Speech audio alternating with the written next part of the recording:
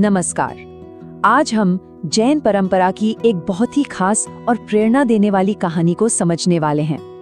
ये कहानी है दो बहनों की, जिन्होंने हमारे मानव इतिहास को एक नया आकार दिया। तो चलिए इस कहानी में उतरते हैं। जरा एक पल के लिए सोचिए कि अगर हमारी सभ्यता की दो सबसे बड़ी बुनियादें यानी लिखना और गिनना हमें दो बहनों से मिली हों तो ये बस कोई ख्याली सवाल नहीं है, बल्कि एक ऐसी असाधारण कहानी की शुरुआत है जो हमें इतिहास की जड़ों तक ले जाएगी। तो इस कहानी के दिल में है दो बहनें, ब्राह्मी और सुंदरी। ये थीं जैन धर्म के पहले तीर्थंकर ऋषभदेव की बेटियां, जिन्हें हम गर्व से सभ्यता की जननियां कह सकते हैं। और कमाल की बात यह है कि दोनों बहनें एक दूसरे से कितनी अलग थीं, फिर भी एक दूसरे को पूरा करती थीं। बड़ी बहन ब्राह्मी, जो शांत स्वभाव की थी, उन्होंने हमें अक्षर दिए, और छोटी बहन सुंदरी, जिनका दिमाग तर्क में बिजली की तरह चलता था, उन्होंने हमें अंक दिए। तो चलिए अब जरा और गहराई से देखते हैं कि इन दोनों बहनों ने दुनिया को वो कौन से अनमोल तोहफे दिए जिन्होंने हमेशा के लिए सब कुछ बदल कर रख दिया। ब्राह्मी का जो सबसे बड़ा योगदान था वो था लिखने की कला। उन्हें लिपि की जननी कहा जाता है। हमें ये समझना होगा कि उनके पहले लिखने का कोई सिस्टम था ही नहीं। सारा ज्ञान, सारी कहानियां बस याद रखकर ही एक पीढ़ी से दूसरी पीढ़ी तक पहुंचती थीं। तो सवाल है, उन्होंने ये किया कैसे? उन्होंने अपने आसपास की प्रकृति, तरह तरह की आवाजों और इशारों को बहुत ध्यान से देखा और पूरी दुनिया को अक्षरों में समेट दिया। उन्होंने जो पहली लिपि बनाई उसे आज हम ब्राह्मी लिपि के नाम से जानते हैं। और इस तरह उन्होंने पूरी मानवता को पढ़ना और लिखना सिखाया। उनके काम का असर कितना गहरा है ये हम आज भी देख सकते हैं। भारत की लगभग सभी बड़ी भाषाएं, चाहे वो संस्कृत हो, हिंदी हो, गुजराती हो या फिर दक्षिण भारत की तमिल, इन सब की जड़ें कहीं ना कहीं ब्राह्मी लिपि से ही जुड़ी हैं। ये है उनकी विरासत। अच्छा, अब बात करते हैं छोटी बहन सुंदरी की। उन्हें गणित की जननी कहा जाता है। देखिए, जहां ब्राह्मी ने हमें अपने विचारों को शब्दों में ढालना सिखाया, वहीं सुंदरी ने हमें इस दुनिया को नापने और समझने का तरीका दिया।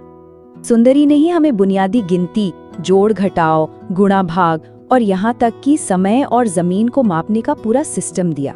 सच कहूँ तो उनके बिना व्यापार, विज्ञान या एक व्यवस्थित समाज की हम कल्पना भी नहीं कर सकते थे। लेकिन रुकिए, कहानी सिर्फ यहीं खत्म नहीं होती।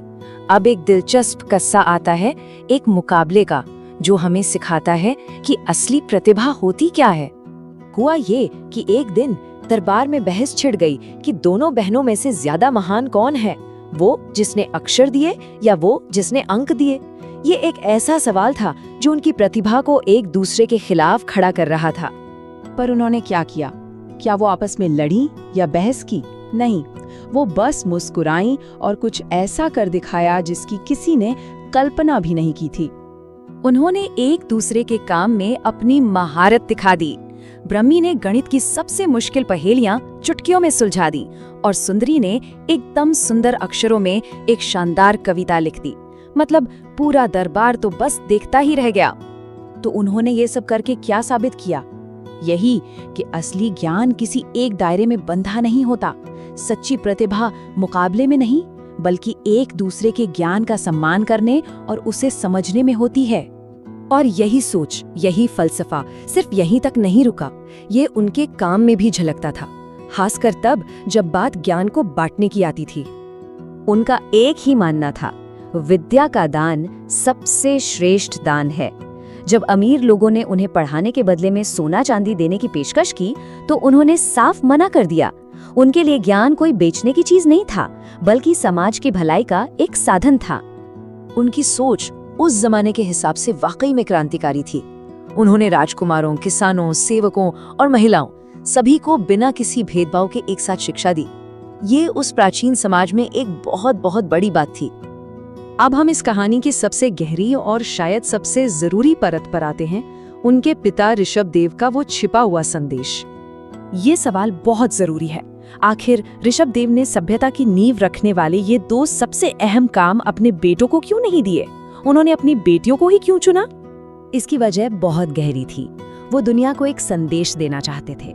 वो दिखाना चाहते थे कि महिलाएं ज्ञान की वाहक हो सकती हैं, कि किसी भी सभ्यता की शुरुआत एक माँ की दी हुई शिक्षा से होती है, और ये कि दिमागी और आध्यात्मिक ताकत का लिंग से कोई लेना देना नहीं होता। ये समानता की एक ऐसी सोच थी जो अपने समय से हजारों साल आगे थी। तो आखिर में सवाल बस यही है, ब्राह्मी और सुंदरी जैसी कहानियां हमारे इतिहास को देखने के नजरिए को कैसे बदलती हैं?